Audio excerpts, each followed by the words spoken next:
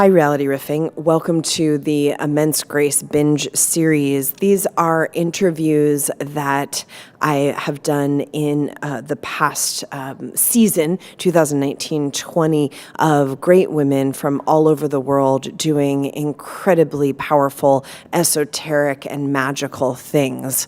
So I'm very excited to share with you some of these profound conversations. I am overjoyed to be able to introduce you to and or be able to have the joy of having a conversation with the infamous, the famous Maria Wheatley, who is a geomancer, a mage, and really a priestess of the ley lines, the earth currents, and the different geomantic configurations of planet Earth, both etherically and also in 3D, 4D, 5D dimensional spaces. We had a very fascinating conversation about something that I love to talk about and learn more about.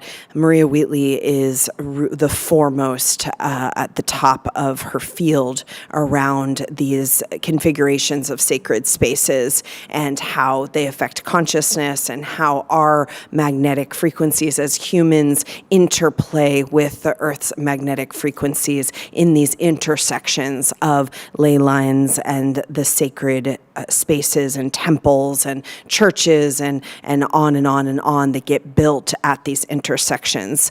I hope you enjoy this fascinating conversation with Maria Wheatley. Hello and welcome back. We are very, very pleased and graced to be welcoming Maria Wheatley to the Camp Grace stage. She's an authority on the geodetic systems of earth energies and the creator of druidic soul star astrology, which traces the spiritual and interstellar heritage. And we were just kind of talking about these earth currents and sacred sites and all of your body of work. So Maria, thank you for joining us. Thank you for having me. It's great to be here and to be a part of all of this. I'm thrilled. We are too. And I would love for you to just kind of introduce people to some of these concepts of the earth currents and the way that you're looking at the cosmology, if you will.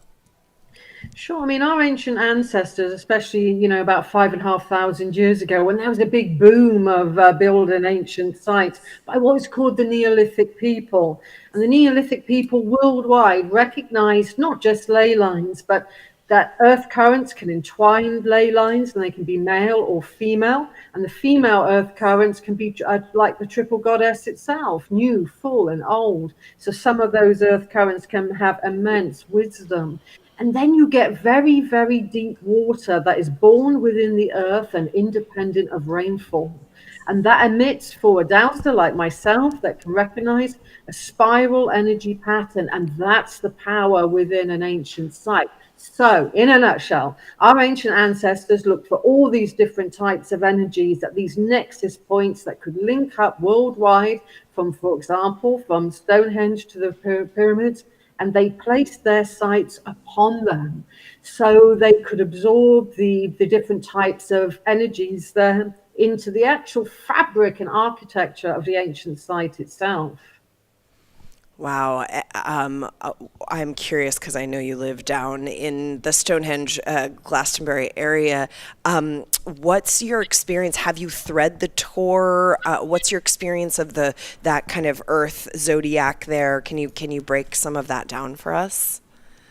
Yeah, it was Catherine Maltwood that really discovered the Glastonbury zodiac, way back in the 1930s. And it does seem to be that surrounding Glastonbury, there is a zodiac, but much more and different zodiacs have been found throughout the British Isles. So it's not unique in itself. It's like there were other places with other zodiacs as well.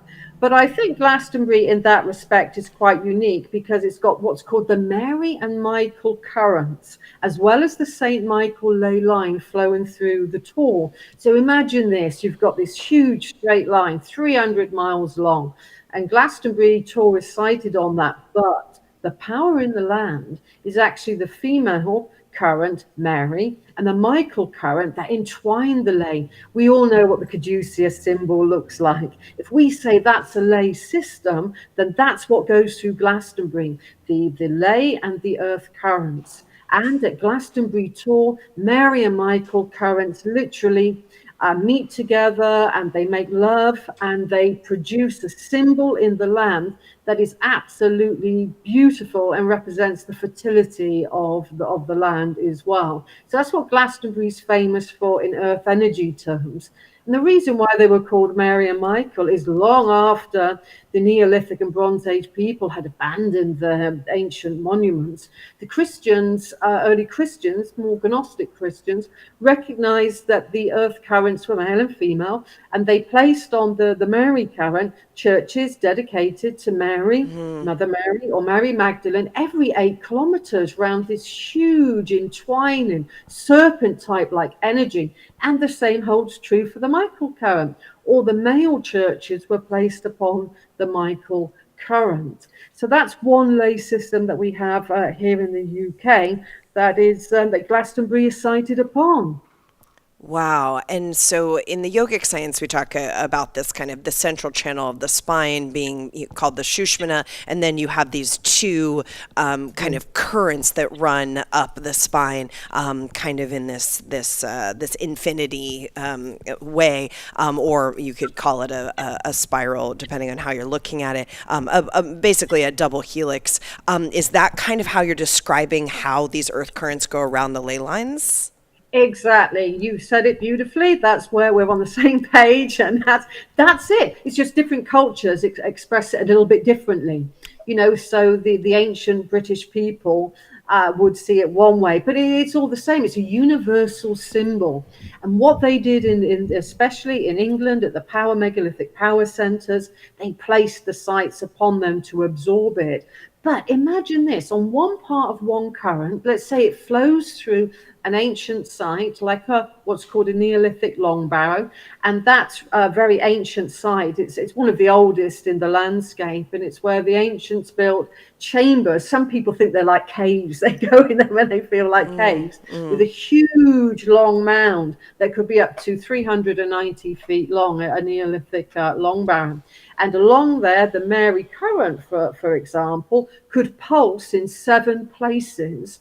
And that's where we can activate our chakra systems by interacting along the axis line of the monument and allowing that energy to gently stimulate the chakra system. So by the time you get to the top of the barrow, you're at the crown chakra location, and that can be a very beautiful experience for a lot of people. And I've taken hundreds of people to that particular long barrow over the years, all of whom have felt the high energy there. Wow. And so when we're looking at current events and we're heading up to the solstice and just everything that's happening. We had a lunar eclipse yesterday. I mean, are you looking at these earth currents in terms of how certain empires have held power on the planet or used power? Is that part of your work? Yes, I mean, one thing that I'm known for in the UK is I discovered who built the Neolithic sites. Because when you go to somewhere like Egypt or even Malta, you're familiar with Akhenaten built this, Ramesses II built that. They Right. have their legacy. But when you go to somewhere like ancient Britain, there are no people. There's just the monuments. So there's Right. just Stonehenge or Avebury. And in my research, what I discovered was the very early ancient Britons had very elongated skulls.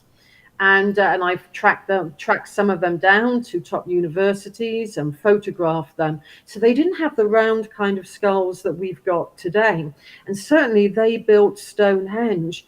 And when I visited one of the long skulled people, and it was a woman, I think she was the High Queen of Stonehenge because she had such a prestigious burial.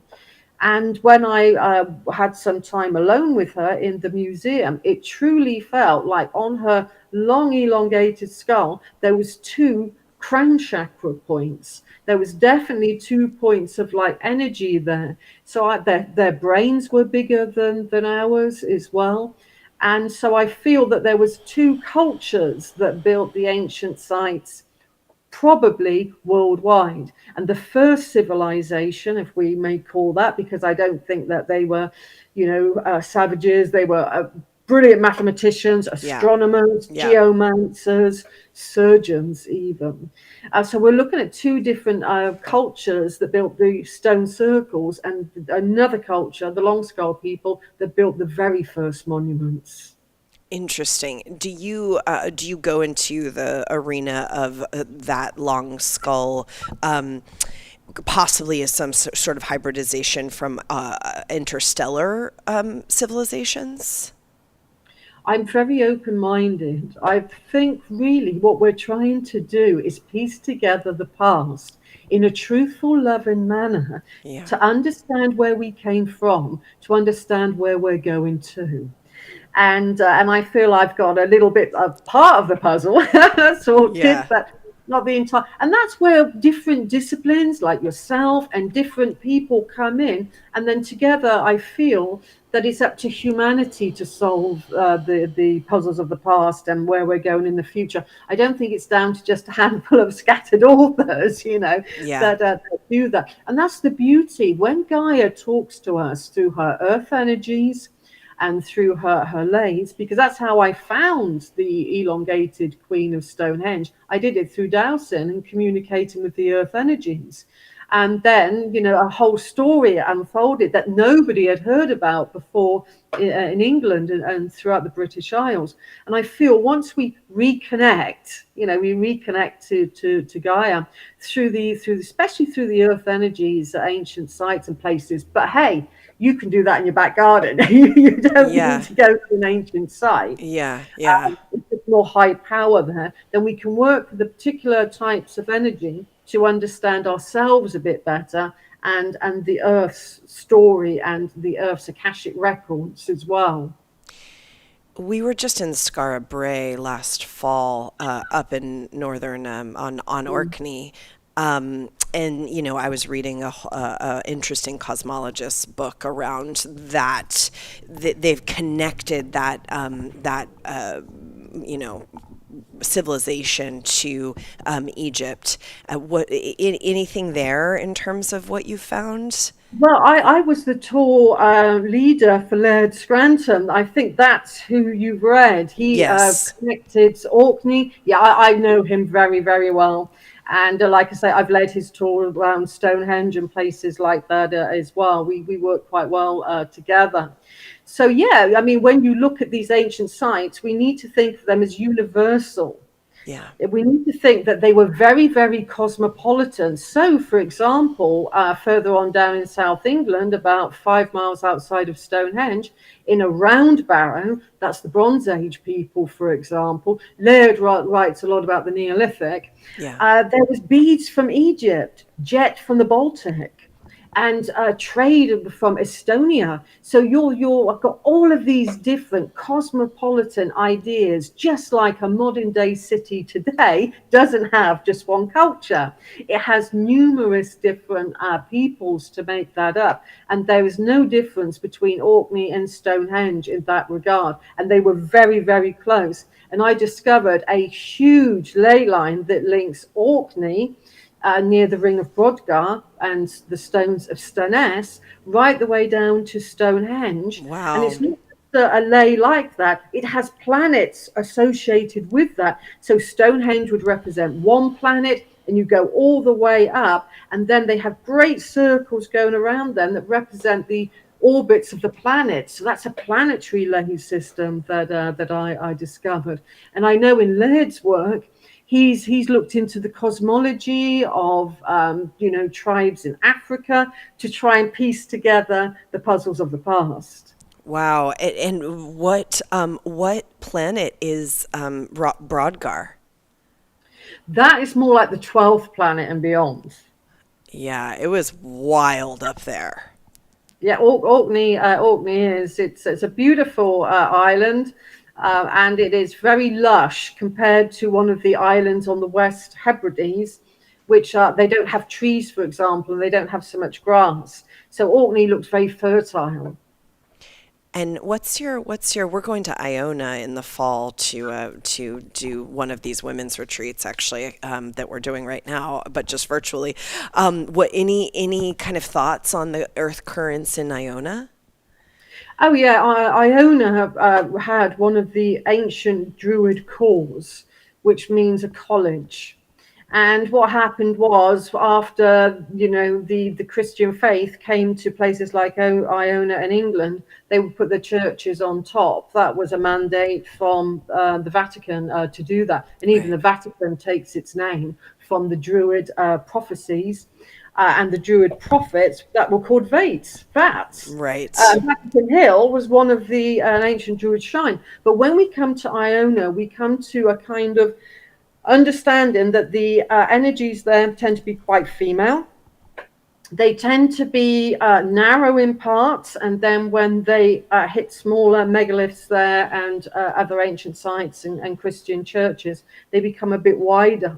So also with some of the earth energies there and the lunar ley lines, because if we think of ley lines as not just being a line, on a piece of paper, Yeah, yeah. actually being either male or female, and if it's female, it could be part of the triple aspect of the goddess. And like I said earlier, it could be new, mother, or crone. And there's a beautiful crone energy associated with Iona, which is full of the wisdom of the past and the wisdom of the future. Because, as I'm sure we're aware, that time isn't linear; it's more like circular. The past can be the present, and the present can be the future. So I think Iona was a key in the ancient world to understanding wisdom. And I think the core that was there, the Druid college that was there, was highly important, and that's what they were going to there for. And also, there's a ley network in Great Britain that was discovered in the 1970s, and it's like a grid of lines going that way and lines going that way, creating a grid. And one of those lines goes right the way across England to Iona, carrying a lot of energy because it's going east to west, which is the natural rotation of Gaia. Anyway, it's like day goes to night, doesn't it, from east to west? Yeah. So it does have a reactivation line, and it has some wonderful involution vortex energy, which opens us up spiritually speaking as well. So it has got a lot. It really has. On a small island, you Yeah. have these amazing different types of energy that we can work with and benefit from. And there's some good healing energies there as well. So healing. Um, so when we're looking at the 2020, we're looking at current world events, and we're headed to the solstice, and we know that these are very powerful times. And there's a eclipse on the solstice. There's eclipse yesterday. How do we use this language, if you will, this glyphic language of the earth currents and the ley lines to really optimize and balance and actionize ourselves as evolutionary humans? The amazing thing, what happens to earth energies at an eclipse, and the ancients knew it, because when it came to the mathematical, astronomical encodement of Stonehenge, and I'm not talking about the summer solstice sunrise, that is so secondary to Stonehenge, okay? It could register eclipses. And this was figured out by Gerald Hawkins in the 1970s. Well, he started in the 60s, actually, and he used a computer database to do that. The mathematical mindset of the Neolithic was far superior. And they were really wanting to understand eclipse cycles like the Saros cycle and the moon's metonic 18.61 year cycle. It was very important to them because when it's an eclipse, if it affects the locality of Stonehenge, I mean, something that's an eclipse in Africa isn't going to do that much there, but it will have an influence because there is no separation. Yeah. What happens is the earth energies quieten down. They go to literally still, so you can't detect them. And then a little while later, it's like the whole system, a bit like your computer, rebooting up. So if one is there for the reboot and one knows where to, get the maximum type of energy from, then you reboot. as well, but in a different way. Again, in more of a kind of deeper understanding and connective way. So that's one way we can work with eclipse energy, and that's what I think our ancestors were looking for.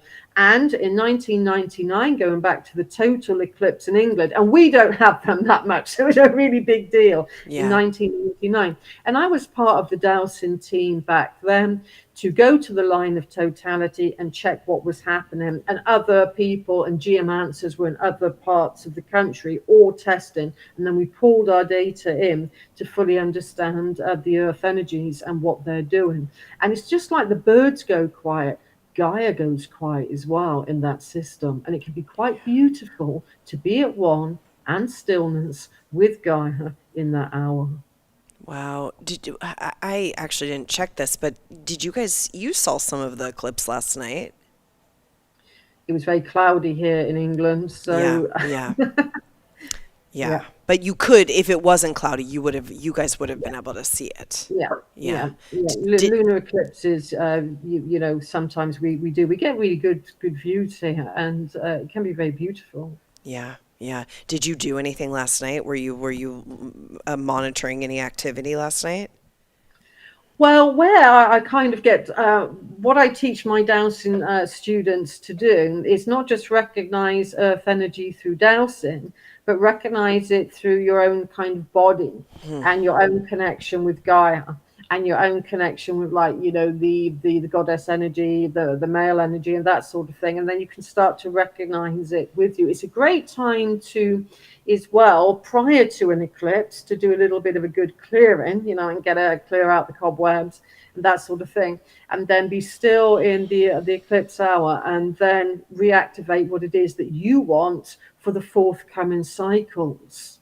So, and I've discovered solar and lunar alignments at places like Avebury as well, and how we can work with those energies at particular times as well. Wow.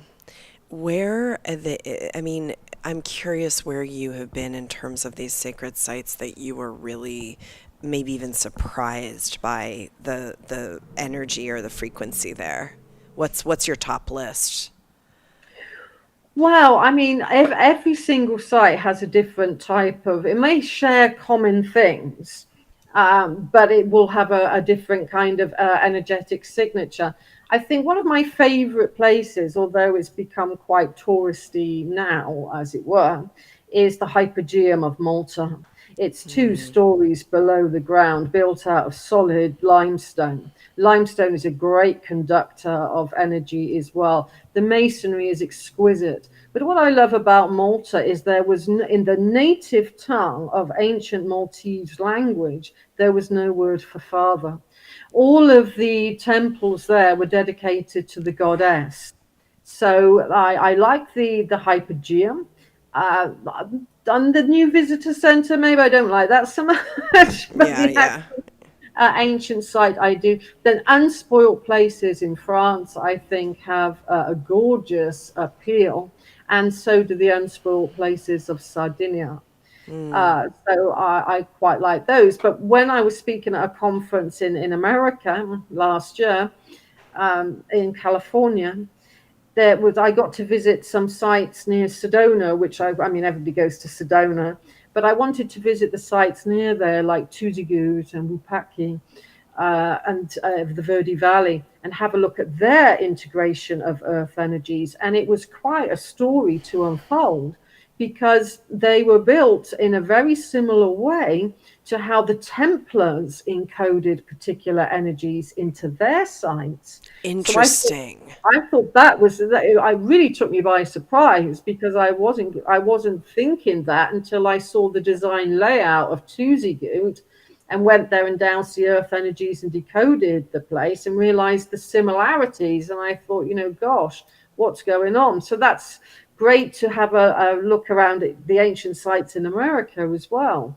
Yeah, there's some really interesting. I mean, I'm fascinated that you said the Verde Valley because that's where my husband's from, but we spend a lot of time there, and it is a very there's a high frequency of things going on. Yeah. I mean, there really is. I mean, I loved my time there. It was, very, very special, and it is high energy. Again, it's a different to the energies of Stonehenge, but it has its own signature there, and Yeah. you can tell why it was sacred and why the culture there wanted to build where it was. They recognised again the formula for sacred space that has been known, 5,500 years ago. Some would argue longer, far longer than that. Yeah. So that's what we that's what I do. I go around looking at ancient sites and helping to decode them with the earth wisdom that I have. And do you, so, how do you feel? Because I know as a yogi that basically if we can anyway allow for the proper channels of these energies through our own body mind system, we're going to be less neurotic. We're going to feel more connected to all that is. We're going to be more effective as human beings. What's your take on the kind of the practical use of these technologies? The practical use, I mean, I come from a different culture. I mean, I'm a druid priestess. I have done for some long, so I'm steeped in the ancient Celtic ways, But I love all different cultures. Together we come as one, sister to sister. How we can work with them practically is I decided, because being around a lot of male dowsers, God love them, one of which was my father, because I'm a second generation Wow. dowser, Wow. well, that it's the people would say, oh, it's all touchy, touchy, feely, and go down that road. So I got some of the top electromagnetic energy experts that could look at these earth currents and say, well, what is going on? Because I knew that they were making me feel very relaxed, your aura expands on them. And I always knew the stones had energy points that mirror our chakras. Yeah. So I went around to prove that. So with the chakras on the stones, there's always been, in terms of energy, 5 above ground bands that kind of spiral around the stone, and 2 are beneath that equate to our chakra system. And we got the hertz frequency emitted from the places where I doused and said, this is where the energy is, and this is the energy spot here and here. And they put the equipment up and said, that's coming out specifically where you're saying at 18 hertz. And one of the team members said to me, well, we hear at 20. And I think what our ancient ancestors were doing was they weren't just seeing the stones, they were hearing it through having that slightly better frequency, maybe even in their long skulls or round skulled people alike, and they could hear the sound of the stone. And they're very healing frequencies that come out. And the frequencies of the female energy current called Mary that prevails through Avebury and Glastonbury, like I said Yeah. earlier, Yeah. well, she puts your brain naturally into alpha, and maybe Wow. even higher states like that. So you've only got to walk within an earth current, and then you feel much better. So on a practical level, what I have done with working with the earth's deep water, this, like I said earlier, this is not water that is born of rainfall. It's not Yeah. aquifer water. Yeah. That's detrimental to your health because of Hertz frequency it emits. It's called geopathic stress. And the healthy, deep waters that emit the spiral pattern called a geospiral, well, I realized that we can cleanse our body waters at certain points on that spiral pattern, because I think it's not just our brain that holds on to memory, as homeopaths quite rightly tell us, Yeah. water has memory.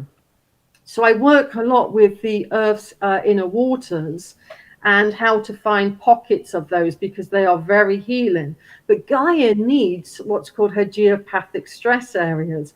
And they're areas on planet Earth that emit negative toxic energy. And one is a grid system. And it was found in Europe by physicians and doctors that did dowsing, that if you're on the grid and you sleep on this particular grid pattern, you could have any healing modality that you like. You could have chemotherapy, radiotherapy, acupuncture. If you go back and sleep on that grid system, your body does not self-heal.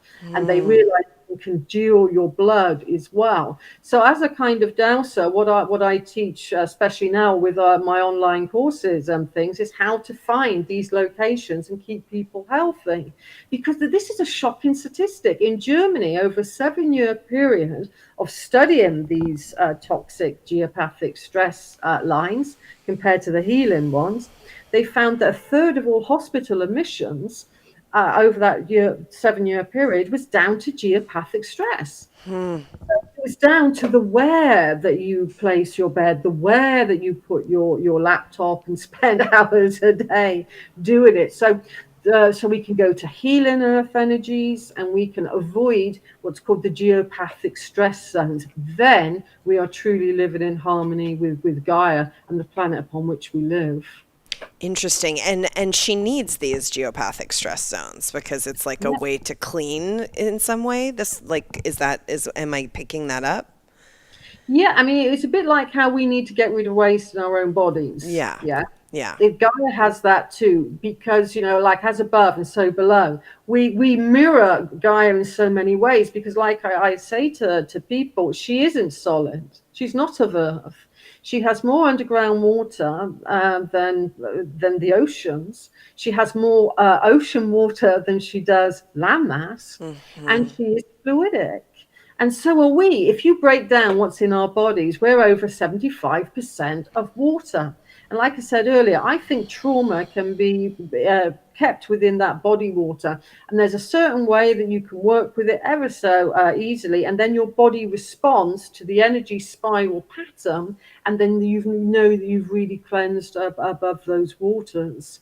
And it's nice to do at a quiet site rather than, a popular one. Do you feel like the White Spring has this healing frequency? The white spring water has a lot of calcium in it, and that comes from aquifer water. Okay. So even though that's not deep yin water, as I call it, that's yang water because it's fallen from the sky, it is still very healing, as Yeah. is the iron waters, the red waters opposite. But these days, if you take a very close look at white spring, it's actually being filtered through in copper now. Okay, okay. And how about like I'm curious what you think of these kind of cosmic vulva water areas like St. Nectan's Glen. Yeah. I mean, that's again, that's become quite touristy over Yeah, the past 10 yeah, years. And yeah. even at Tintagel Castle, you have 2,000 people a day in high peak season go Wow. through these places. Wow, They're, yeah. they're, they're incredible. But yes, where you have that type of water and you have like the water coming down, it creates a very sacred place. But that's because in Druidry, we used to deposit literally offerings into water. That's what all the Druids did. That's what the Bronze Age people have been doing. So it's very much into our culture when we come to these watery places to give deposits. Very often they were swords. So that's where the whole Arthurian idea is the Lady of the Right, Lake, because right. they were always deposited. Beautiful swords have been found in the Thames and beyond that date to the Druid period of the Iron Age. So I see the kind of mythical landscape becoming the historical landscape that weaves Britain's holy history. And I've got a lot of the holy history of certain particular sites from the past life regression work that I've done as well. So I try to combine a grounded academic approach because I've studied archaeology at Bath University Yeah. and continuing education at Oxford, with more my mystical family side and my Druid background as well. So, and they touch our hearts when we go to these sites as well. And yeah, the water was so important to the ancestral past here. Wow. Well, I could just talk to you for hours. I love you. You're amazing. Thank you so much for just everything that you're bringing together. It's really deep and quite profound. Yeah, well, I think what the ancient sites have taught me over the years is not just to go to somewhere to tick it off as like a bucket list, to go there and really interact And over here, we have guardians, of lays and things. They tend to be, in mythological terms, Yeah. big guardian dogs, like Anubis or Yeah. Cerberus, Yeah. something along those lines. So whenever you go down a straight line in parts of England, you'll come to the Black Dog Inn, the Black Dog Pub, Right. Hound Right. Pub. And they're all saying, remember the guardians, and remember, the Fae, which are commonly called fairies, although they're actually pronounced the Fae of the Tuatha De Danann Irish culture. So we have all of this kind of legendary past that is in the landscape as well. So I guess, the last thing I'll ask you is just any messages or anything that the earth has been kind of telling you as we've gotten into these very pressurized times of 2020, anything that we need to know as women out here in different parts of the world doing really amazing work, the women of this community. We're all doing amazing through this. I really think we are all doing amazing. And what I got just before lockdown, I was at a beautiful ancient site. It's just down the road from me because I'm so fortunate. I live near Stonehenge and Avebury-Henge, and I went there, and it was quiet. I thought, wow, I felt like I had the monument to myself. And I really did hear the earth say change, but necessary. Yeah. So I feel that the more that we can adapt and change to situations, and especially, God love you all in America, Yeah. with what's happening to you. We as Druids over here are saying our prayers.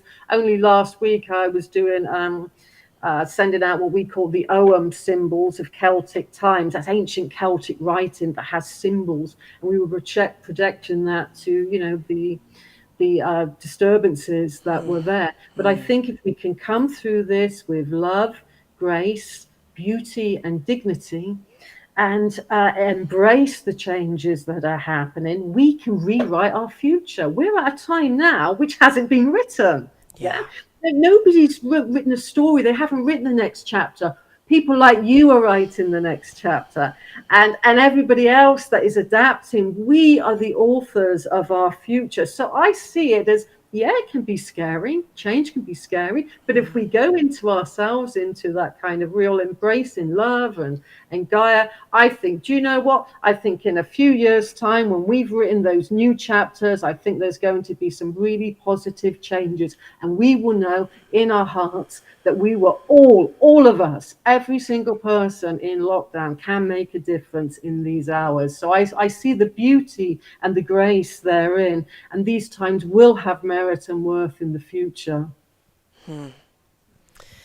Thank you so much. And I hope to connect with you again and connect with you in person when we're in Europe again. Thank you for sharing all of that with us. It was very, very profound. Thank you very much indeed. Take care, and we hope to meet you very soon. Okay, then. Cheerio, then. Cheerio. Bye, Maria. Thank you so much for listening to another episode of Reality Riffing. These are conversations that I think are important with people who are doing great things in the world about subject matters that need to be discussed. If you enjoyed the content, the conversation, please feel free to share with your people, share with your friends and family, rate the podcast below, and also subscribe.